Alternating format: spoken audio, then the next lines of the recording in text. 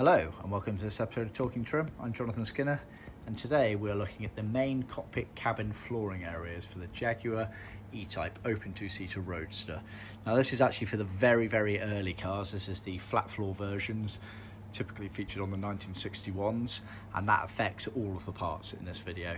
Although they look similar to some of the more commonly seen non-flat floor versions, they were different. This rear bulkhead is deeper, as it covered the lower bulkhead as well, whereas the later cars didn't.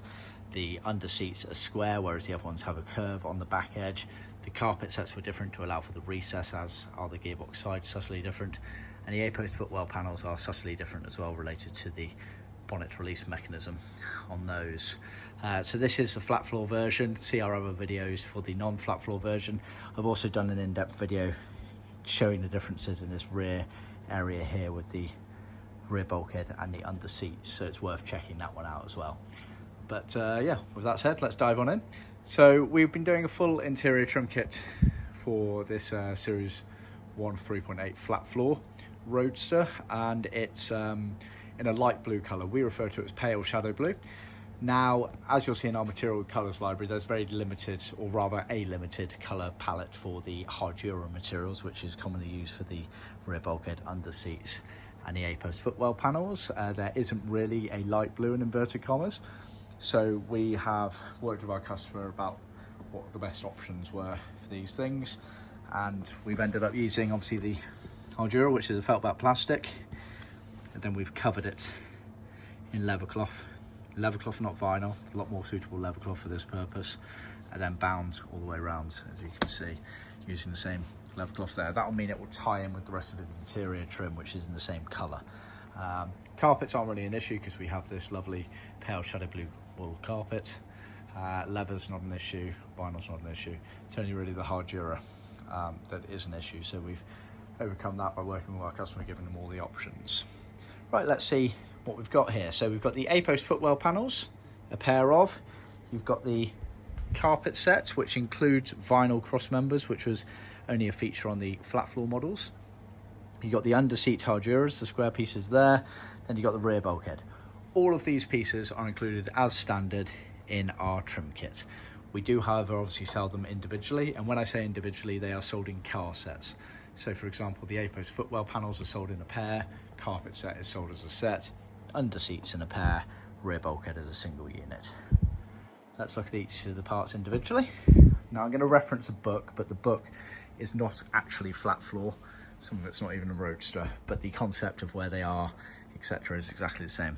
So the A-post footwell panels, these sit up on the vertical in the footwell and bend around the corner. That step there is for where the sill is, obviously, in front of the door. They go down in the footwells down here. They normally have a hole.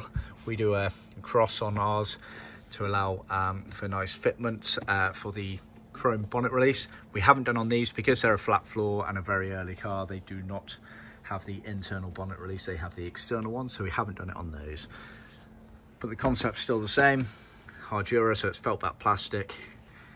We've obviously covered it at the customer's request to make it tie in with the rest of the trim. You get a pair of them. Carpets.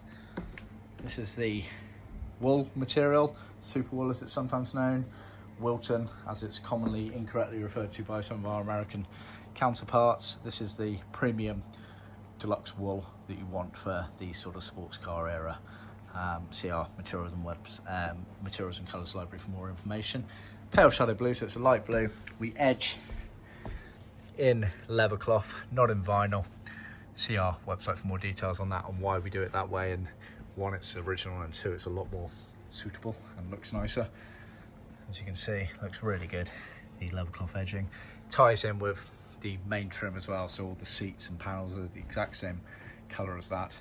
Heel pads on the flat floors were a small square one, and they were leather. So this is the smooth leather on there.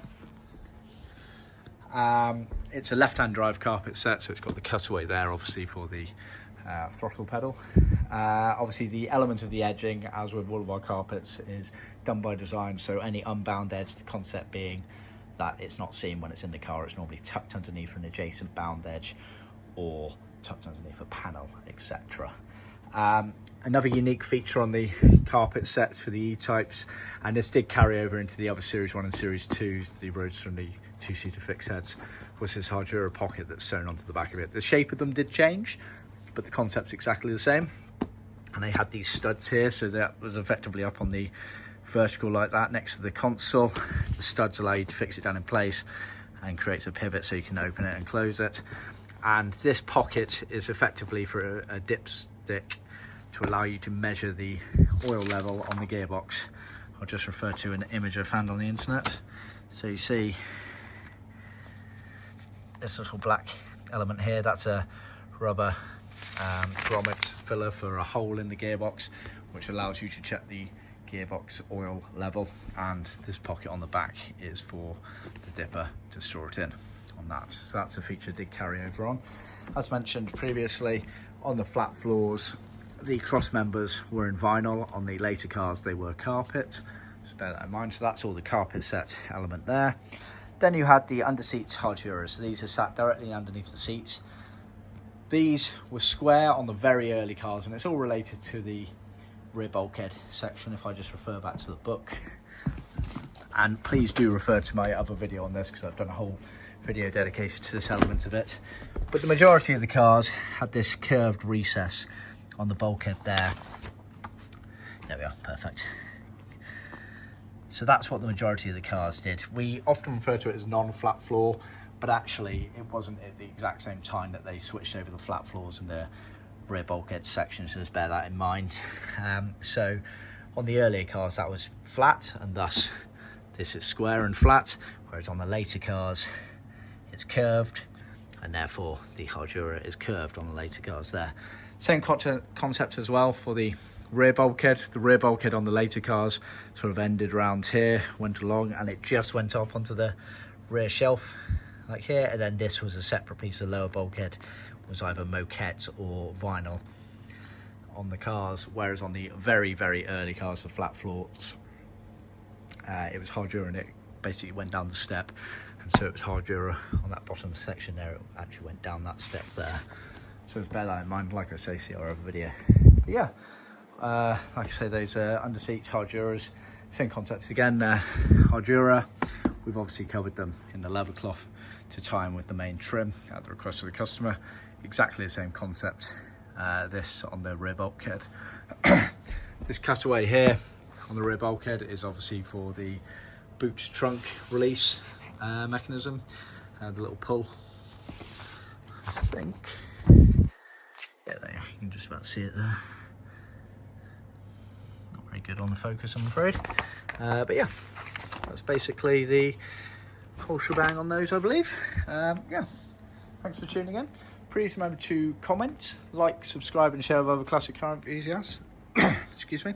And check out our other Jaggy type Roadster flat floor and non-flat floor videos. And yeah, thanks for tuning in. Be sure to check us out next time. Thanks, bye.